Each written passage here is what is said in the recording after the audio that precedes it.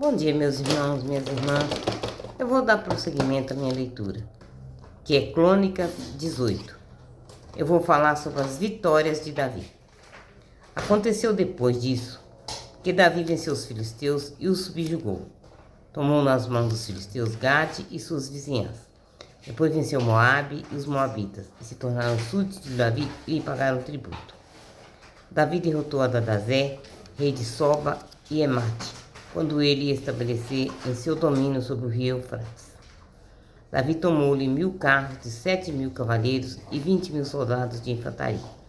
E Davi cortou as jarretes de todos os cavalos, guardando apenas 100 deles. Os arameus de Damasco vieram em auxílio de Adadazé, rei de Soba.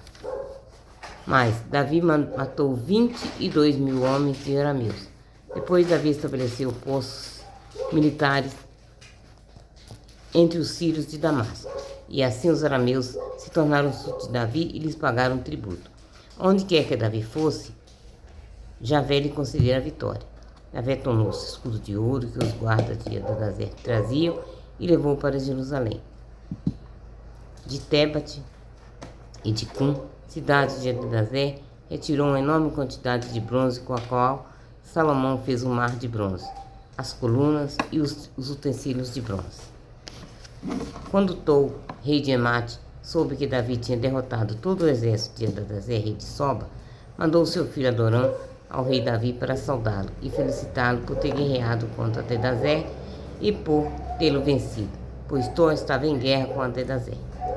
Mandou-lhe toda espécie de objetos de ouro, prata e bronze, que o rei Davi consagrou também a Javé, junto com a prata e o ouro que havia tomado de todas as nações de Edom.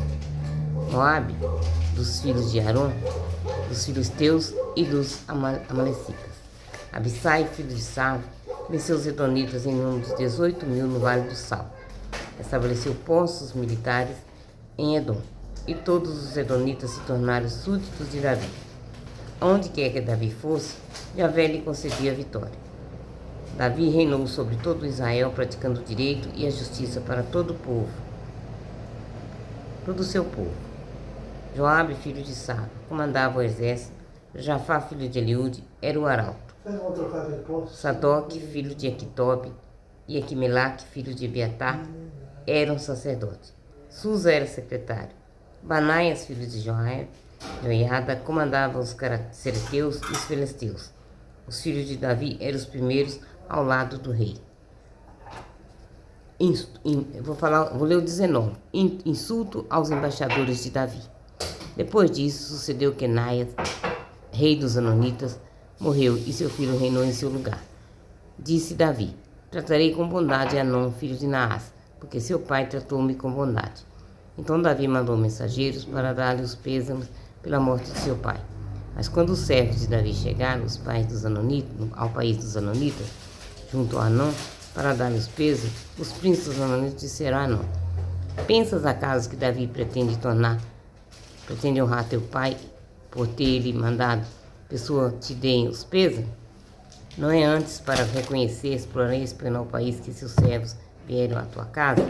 Então Anon prendeu os servos de Davi, raspou-lhes a barba, cortou suas vestes a meia altura até as coxas e depois os despediu. Informaram Davi de que havia acontecido aqueles homens, e ele mandou alguém ao encontro deles, pois estavam muito envergonhados. O rei mandou dizer-lhes: ficai em Jericó até que a vossa barba cresça e depois voltareis. Derrota dos Anonitas. Os Anonitas notaram que se havia tornado odiosos a Davi.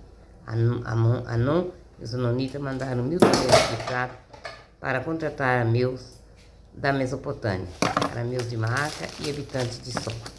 Contrataram 7.000 carros e o rei Maaca com seus servos, os quais vieram acampar diante de Medada, enquanto os Aronitas, depois de deixarem sua cidade, se reuniram, chegaram para o combate.